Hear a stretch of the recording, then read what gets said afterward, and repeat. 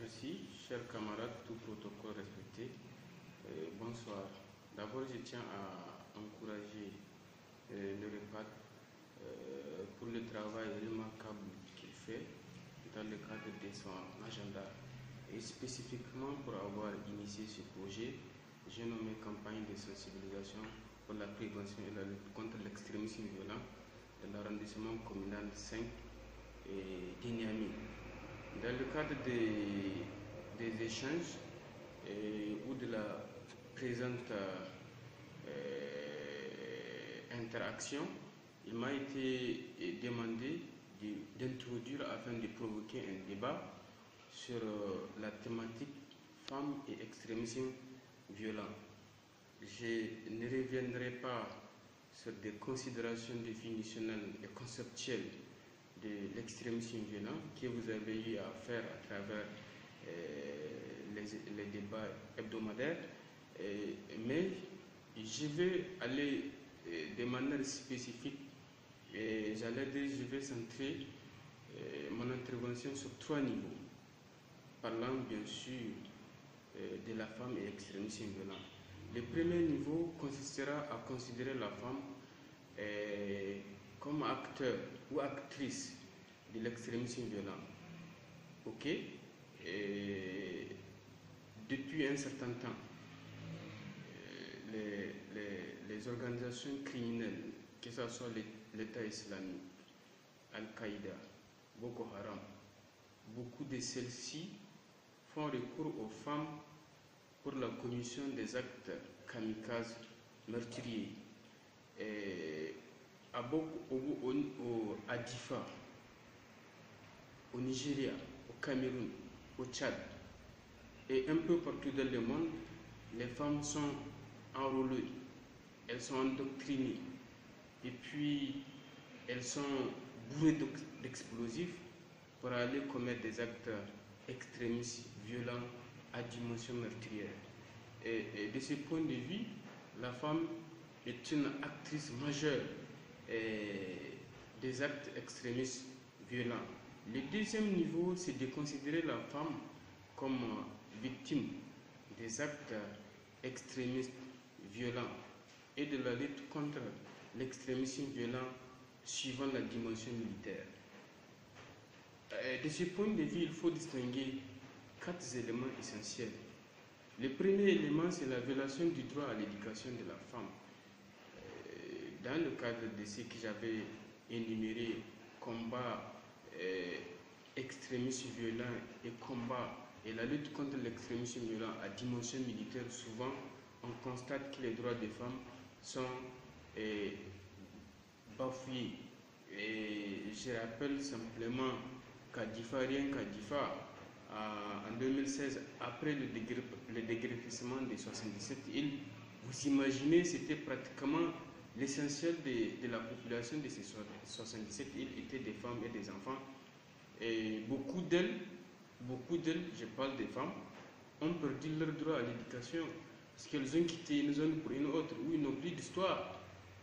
Le deuxième élément, c'est la violation du droit à la vie publique de la femme.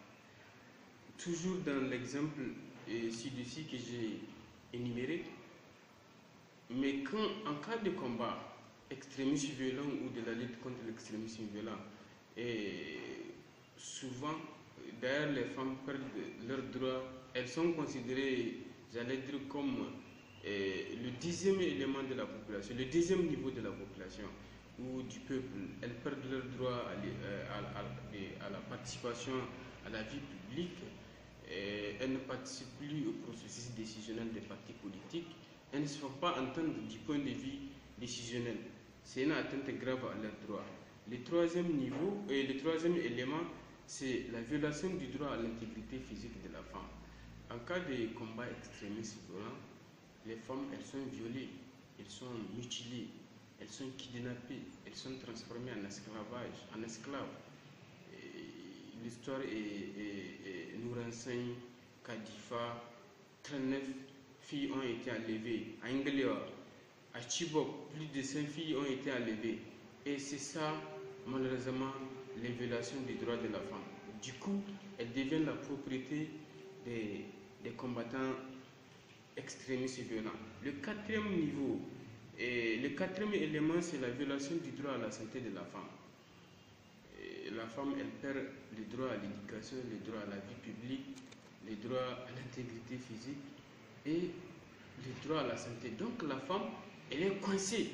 Elle est coincée entre l'extrémisme violent et la lutte contre l'extrémisme violent. C'est une victime. Le troisième niveau, c'est de considérer la femme comme actrice de lutte contre l'extrémisme violent. Ça peut paraître paradoxal. Elle est actrice majeure de la propagation des actes extrémistes et violents. Elle est la victime des actes extrémistes et violents et qu'elle se retrouve finalement un acteur de lutte contre l'extrémisme violent. Ah oui, parce que la femme, c'est elle qui participe à la formation, à la socialisation primaire de l'individu. Et il s'agit ici de réhabiliter tous les sens du rôle de la famille afin de pouvoir ancrer véritablement des valeurs. Parce que initialement, la femme n'était pas la principale actrice des actes extrémistes et violents. Elle a été enrôlée, elle a été endoctrinée, elle a été kidnappée pour finalement en faire d'elle un acteur majeur des actes extrémistes et violents. Il me semble important de considérer que la femme peut participer à la lutte contre l'extrémisme violent par le renforcement ou la réhabilitation du cadre traditionnel d'ancrage des valeurs cardinales de cohésion, de paix, de quiétude. J'ai nommé la réhabilitation du rôle de la famille. C'est elle qui inspire des bonnes valeurs qui pourront empêcher à l'homme d'aller commettre des actes violents jusqu'à kidnapper la femme, en faire d'elle un acteur extrémiste violent. Merci beaucoup.